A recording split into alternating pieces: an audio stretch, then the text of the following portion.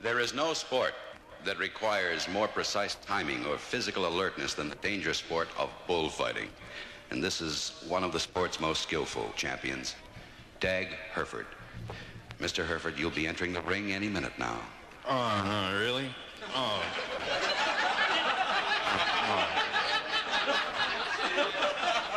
That's right. It's Saturday. Is it Saturday already? A week really times when you're having a good fly, doesn't it? Are you actually going to go into the ring in that condition? Oh, I hope so.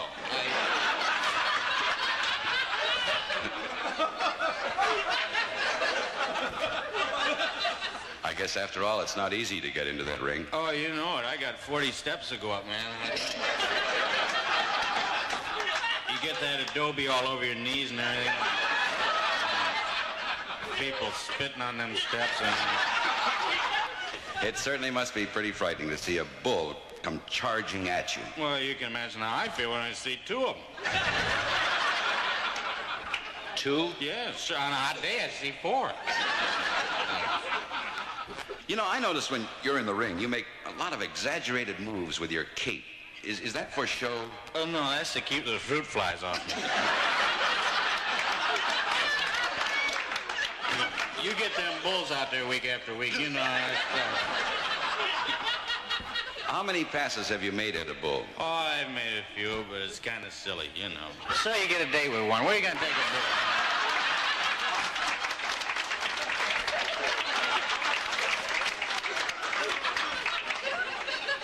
You know, I can't help thinking that you're actually just a little heavy to be a bullfighter. How much do you weigh? Well, I weigh 165 pounds, and 10 pounds would be 175. What's the 10? Well, the horn weighs 10 pounds. The horn? Yeah, I got gored by a bull once, and they operated on me, and they just left the horn right in there. So I weigh 175.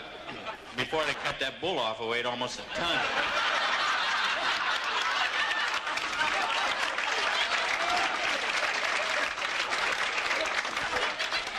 How many ears do you have? Two. How many do you have? No, I mean, were you ever awarded any ears? No, I wasn't. I got a hoof once, though. Oh, good. Could we see it? I don't think so. I've been letting my hair grow over it. Do you have any particular tricks that you do with your cape? Oh, yeah, I have one I tried out in Tijuana. I just take a cape and I wrap it all around me, and then I turn my back on the bull. Where do you go from there? Into the fifth row.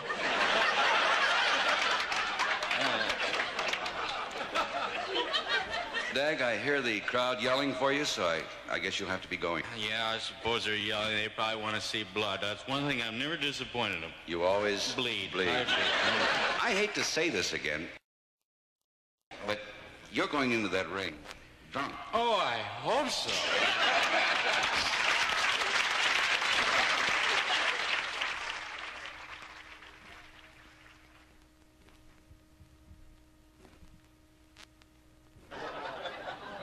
Since personalities in show business have tried their luck in politics, it's only a matter of time until people in politics try their luck in show business. Now, when a person in politics decides to go into show business, he'll have to have an agent. And the conversation between that person and his agent might sound something like this. Just have a seat there. I have a couple of questions for you on this form. First of all, what is your present occupation? I'm a king.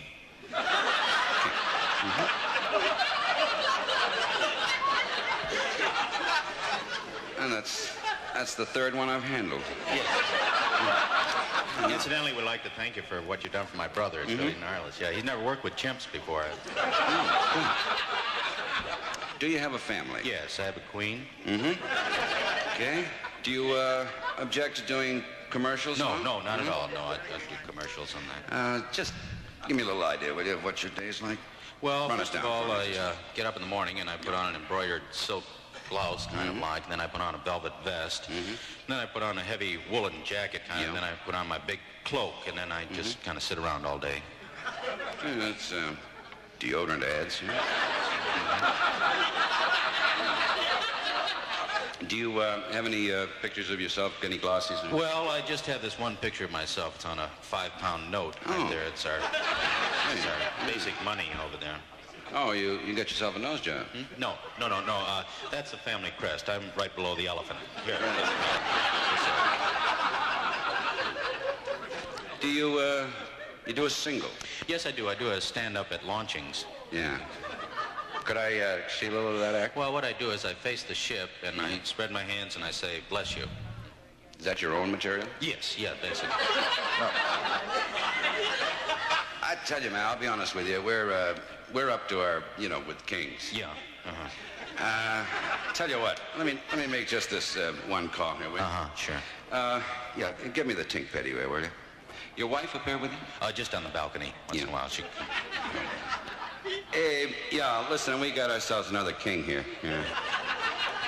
Well, I thought you could get him someplace in the club, just, same stuff, does a launching, dedication, declares war, standard king, right? Yeah. No, man, I don't think he's cut out for that. Yeah, no. Well, next time, all right. Abe, thanks, man. Yeah, did he have anything? Well, he got a little something, but it actually isn't your kind of thing. It's a topless joint. Oh, well, wait a minute. I mean, I understand that I'm just starting out and everything, and, I'm not particular, so I... Well, it's not that, actually. Oh, well, what is it? Well, you got to be at least a 32C, man. Oh.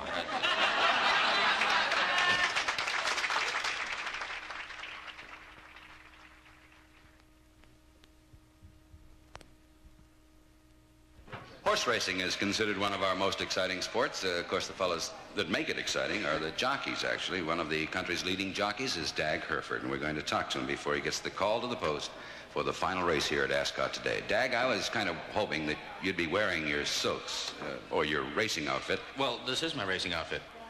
You wear just a coat and pants like that? Well, just when I have a horse in the last race that I'm riding, you see, by the time I get in, the locker room's closed. I used to wear my silks home, but, you stop for a beer along the way, and you know how guys are, it gets kind of sticky. I don't dance that well unless I can lead. How did you learn how to ride? Well, it was pretty tough at first when I started to ride. As a matter of fact, they had to tie me on the horse when I first started. Oh, really? Yeah, then one day they made the mistake of tying one leg to the starting gate and the other one to the horse. I'll tell you, when those gates flew open, forget it. Yeah. Well, what did you do? Well, I yelled, whoa, a lot. Yeah. Only louder. And higher. Woo!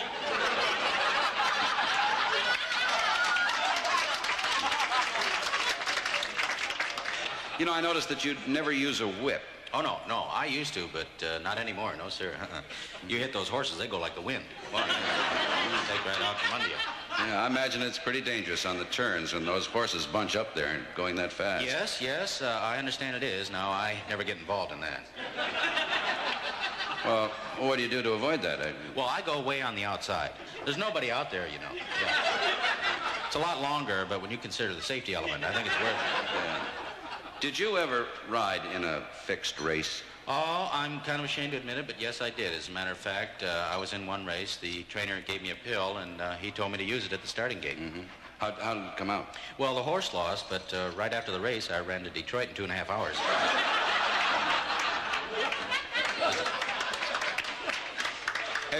Have you ever won a race? Yes, as a matter of fact, my horse won the Kentucky Derby last year. Yeah. Oh, great. Yeah, unfortunately, I'd fallen off the starting gate. But I got to see him come across. It was quite a thrill. It's a lot of booing and hissing, though. I didn't expect that. I suppose you're just about to get ready for the race now, huh? Yeah, I'll have to go down and meet the horse that I'm going to ride. Meet him? Oh, yeah, sure. We have to meet him, yeah. I mean, after all, how'd you feel if somebody jumped on your back without introducing himself?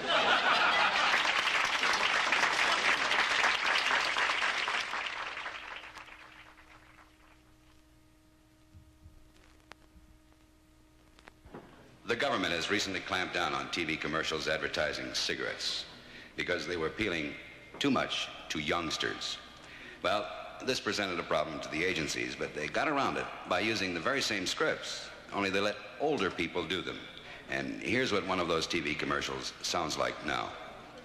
Hi, I'm Don Rumbaugh.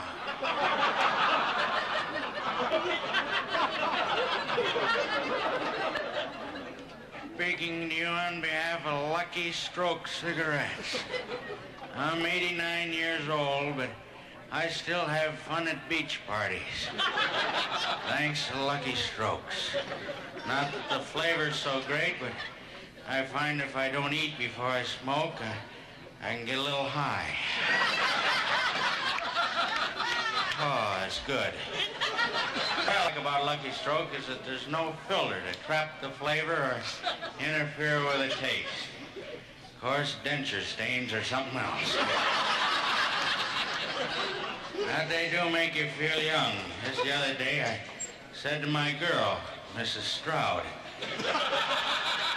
she's a widow, I said, why don't we go skydiving? I thought it might take her mind off her late husband, who was killed during the war.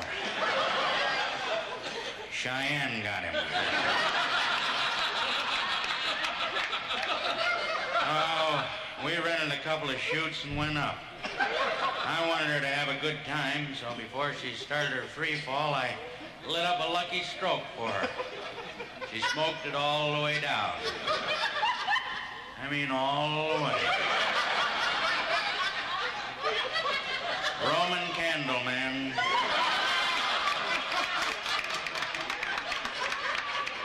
Blotto. I guess she hadn't eaten in a while. Kind of made her a little lightheaded. Not light enough. We identified her by her arch supports.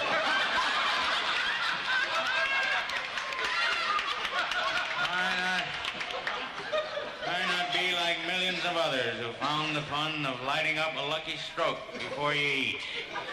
Remember, LSMCD. Lucky Stroke means a cheap drunk.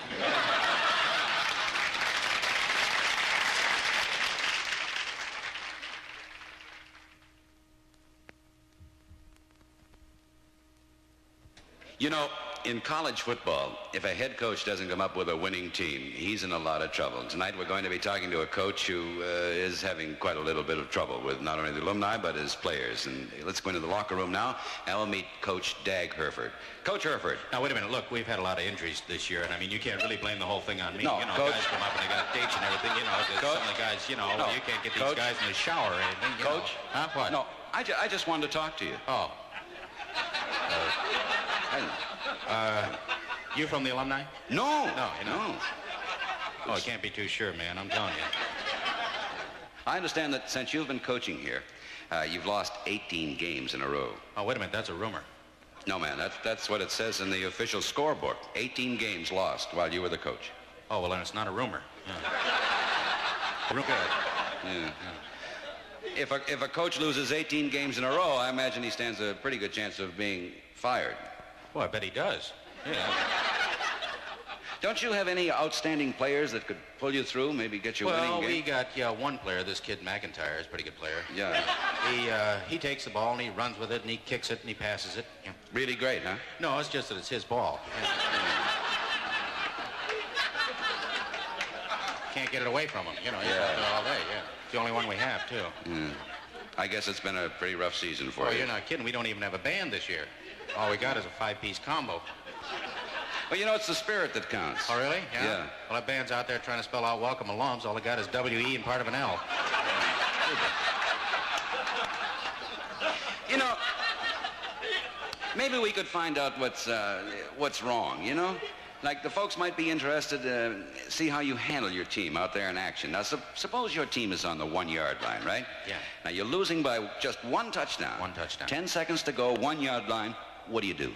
Oh, boy, yeah. 1 yard. Oh, well, I'm doing it. Well, you're just staring. What is that? Well, I never seen him play this good. Boy, on the 1-yard line. No, That's here. great. Let me tell you, you need a timeout, so blow your whistle. Oh, I can't do that. Why? Well, I lost that little ball out of my whistle. I can't do it. No sense just blowing air through that thing. Well, no, do something. You yell at the ref to stop it.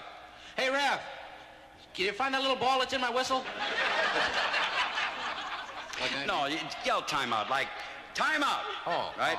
Oh, you halt the play. Yeah. Now what do you do? Well, I go into the huddle there and I tell them that you got to play for him. Yeah, well, why me? Well, you're the guy who yelled timeout. Yeah. No, look, you're on the field. Right. You're with the team. Right. Who's the captain? Wilson. Okay. You tell Wilson your best play. Right, okay. Yeah. You got a dime? Why? Well, I got to call Wilson. Well, where's Wilson? Well, he's home. Oh, what's he doing home? Well, he broke his leg in the second game. He ain't going to show up there with the... Look, tell the team to run play T48, right? Right. Okay, now they score. Right. And you win by a point. Oh, boy. Right? The game's over. Yeah. What do you do? Well, boy, that's something, isn't it, huh? Yep. Well, I get carried off the field, and I go in the locker room, and all the guys yell and cheer and everything. Great. Then I call up my wife and tell her we won a game. Great. Then you know what I'm going to do? What? I'm going to go back on the field. Relive the glory, huh? No, I'm going to look for that little ball at my whistle.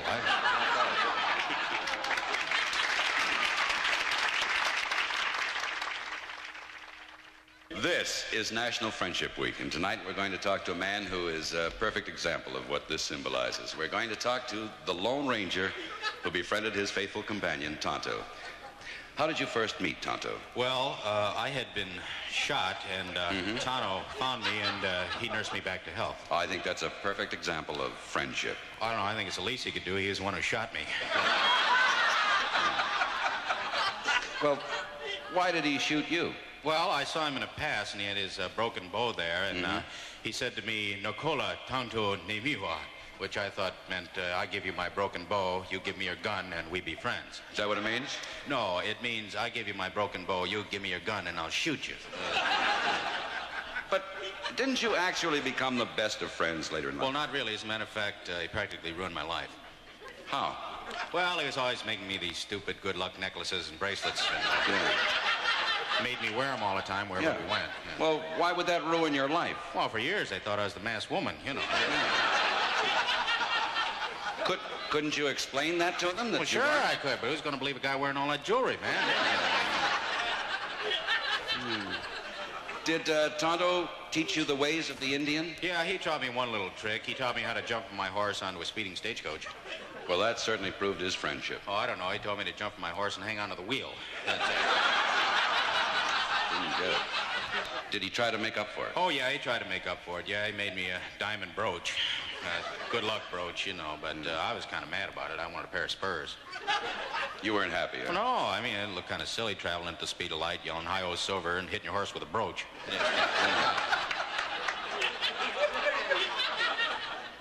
I notice you're not wearing a mask. Yeah, well, I don't anymore. That was another stupid idea of Tano's. Yeah. I kept running into trees and falling off cliffs with it and everything. Why'd you do that? Well, he never put any eye holes in it, man.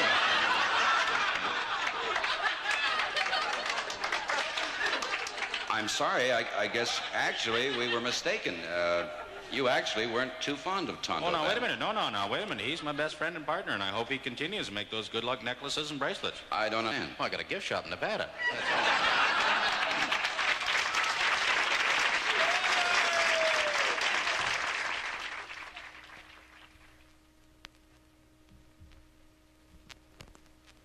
The hippies and the hippie movement have been very much in the news lately, and so tonight I thought it might be interesting to talk to a member of this movement, and we'd like you to meet him now. Good evening, sir. What is your name? Dag Hereford. And you're a hippie.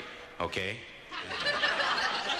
No, I mean, I was expecting to see someone in, you know, the long hair and the way out clothes and sort of thing. Well, my wife and I have just been hippies for 2 weeks, so we haven't had a chance to let our clothes rot yet. Oh.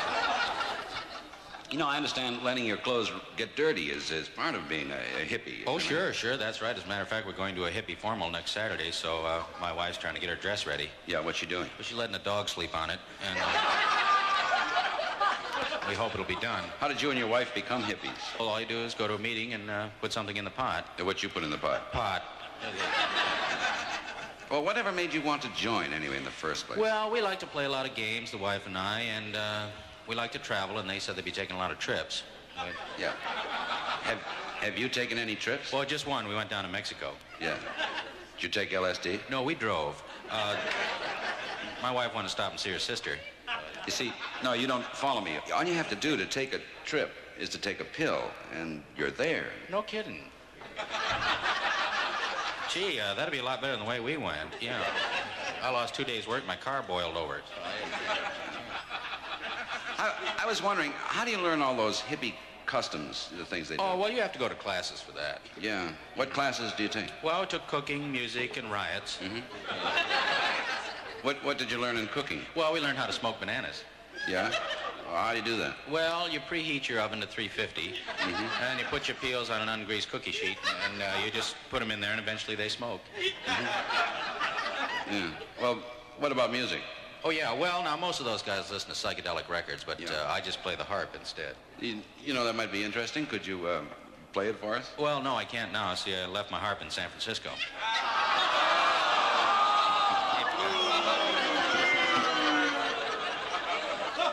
Our loss.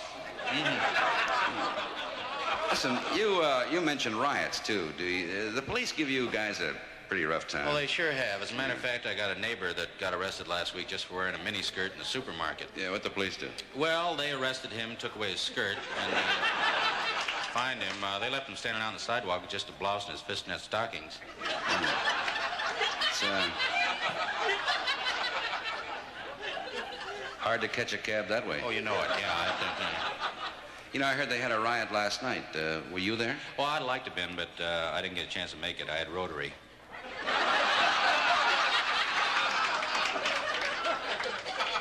Well, it's been nice talking to you. And before we go, I thought we might get a chance to talk to your wife. See? Well, yeah, you could have, but she flipped out. Oh, little wiggy on the drugs and things? No, she flipped out.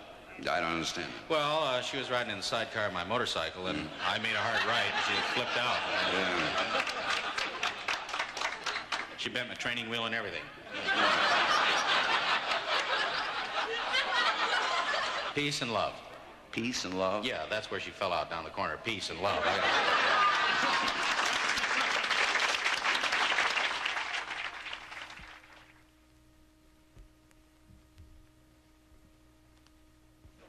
Flying is no longer a luxury. Actually, it's a necessity in this country, and it's also a multi-million-dollar business. However, major airlines have made it very difficult for smaller airlines to survive. And today, we're going to be talking to a man who is faced with just such a problem. He is Dag Herford. He's president of Lars Airlines. Mr. Herford, I guess we could say that you have one of these smaller airlines. Yes, that's right. Yeah. How many planes do you have? We have none. You have none? Well, what effect does that have on your business? Well, it's kept maintenance costs way down. I don't understand. You still sell tickets. Oh, yes, yeah, we still sell tickets. Oh, yeah, sure. Yeah. You know, what do the people say when they show up and then they find out you don't have any airlines? Well, they just say, hey, you don't have any airplanes. You get a lot of that. Yeah. Do they get mad? Oh, yeah, they get real mad, yeah. Well, I certainly can't say as I blame them. Well, me either. You know, there's no refund on those tickets. Well, what do they do? Well, a lot of them just go out on the runway with their luggage and they sit there so no planes can land. We're kind of glad we don't have any because, boy, there's always somebody out there. Their luggage and everything. It's a mess. Did you ever have any planes? Yeah, we had a plane about 3 years ago. We had one, yeah. Well, what happened to it? Well, Mr. Lars, the president of the airlines, was also the pilot, and he was about 82, so Yeah. we had to ground him. He couldn't go. Oh, he doesn't fly anymore. Well, just Cleveland to Pittsburgh. Cleveland, Pittsburgh? I thought you said you grounded him. Well, we did. He just taxis all the way. He had a toll gate last week, got a ticket. You know, I imagine it's hard to compete with the major airlines, what with the entertainment they provide and that sort of thing. Yes, that's true, that's true. We tried it for a while, but just didn't work out at all. Oh, you provided movies, TV, stereo? No. We had high school plays on ours, and they tried to do Brigadoon one time. We couldn't get the plane off the ground. Just about the third tune. Just we couldn't make it. How many types of service do you offer? We have two types of service, too. Oh, first and second class? No, we have in or out. Out? Yeah, we set up seats on the wing outside. So that must be uncomfortable. Yeah, they're just folding chairs. So it's... Do the passengers complain on the wing? Yeah, they used to because... You'd serve me? Oh, yes, Laura, stewardess. Mm-hmm. She worked, too? Oh, yeah. But she was 82. She was getting up in her years, you know, so... Yeah. But actually, it was quite a sight to see her on takeoff, see her silver hair and her smile down the aisle. Oh, she'd go down the aisles comforting the passenger on takeoff. And no, she was still up front, but her hair and her teeth had come back on takeoff. The initial thrust, you know, like a kind of a junk pile back there by the time we got back. Yeah. Where is Mrs. Lars now? Well, she's somewhere in Memphis. Somewhere in Memphis? Yeah. Well, you see, she was in meals day, and he accidentally backed out the exit, so she's somewhere in Memphis. Oh, yeah. Well, it's certainly been nice talking to you, Mr. Herford. Excuse me, I have a call coming. Okay. Hello? Yeah. Oh, did? Oh, fine. Yeah. Gee, that's good news. Yeah, we'll get her. Right. Thank you. Oh, good. What was that? Paul, I just found Mrs. Lars, so we're going to pick her up. Oh, good news. Was she? She was in Memphis, Little Rock, Greensboro, Orlando, a little bit of Philadelphia.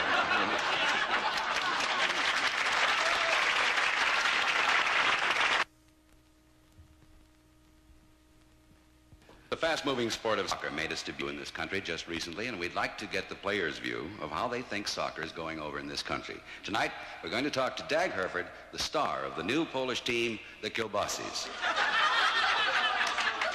Dag, how do you think soccer is doing in this country? Bomb. How would you say that in English? Bomb. Bomb. Yeah. Oh, that's what you mean. Yeah. How about the salary? How has that been this year? It's bomb. Oh, that's a bomb, too. No, the game of bomb, the salary of bomb. How the crowd's been? The bomb. What's that, bomb or bum? No, we missed the ball, that boom. Yeah, where did your team end up? Bomb. Bomb? The Ghoulardi first, the Kabasi, bomb. We on I bomb. see. What will you do during the off-season? Bomb. Barm? Yeah, I go to Nick's barroom, shoot the shuffleboard. Shoot that. Okay. Before you leave, could you give us your opinion of America? Bomb. What was that? Cabbage, have that 3 times a day.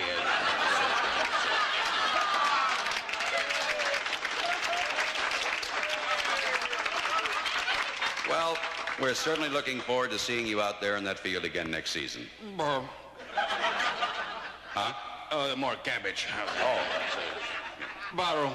Oh, more cabbage? No, I had to go to the barroom. I got to install it. Excuse me.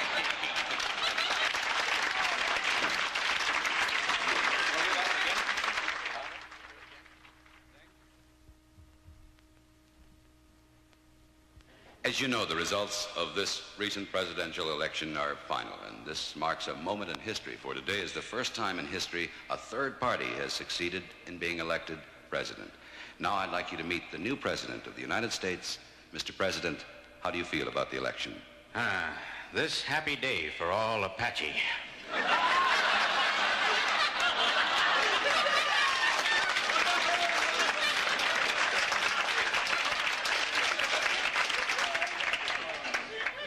As you know, you are the first Indian to be elected to the office of president. That's right. Geronimo III, proud be new chief of country. Oh, our country's chief. That's good. That's my kind of humor. Do you plan many changes in government? Yes, we do. We plan to take back all land once Indians. Isn't that actually most of the country? That my kind humor.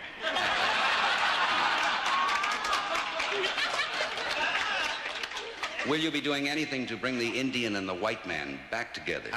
First thing we have is another Thanksgiving feast. That sounds like a perfect way to reestablish relations. Not be too sure of that, though. This time, Indian bring table, white man bring food. That's it. Well, the way I understood it, the white man traded you goods for whatever he took from you. That true. One year he take all our corn, give us material for clothes. Well, that's nice. Yeah, that year he eat cornbread in wintertime. We eat little cotton dress. How long you half-boiled skirt make tender? And I tell you, ruffle not best part. Well, look, now that's all part of the past. Now, we're concerned with the future. What about big business? Big business, easy. We take all big businessmen, take away all money, give them beads, multicolored feathers, shiny mirror. Yeah, well, that's not fair. That's what we thought.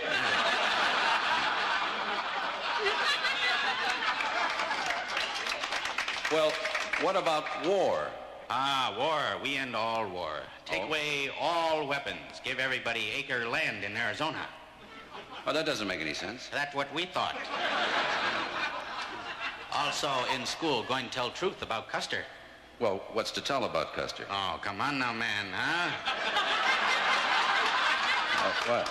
I mean, you take one white man to wear blue suit, little yellow piping downside, little yellow scarf. You're not that dumb, white man.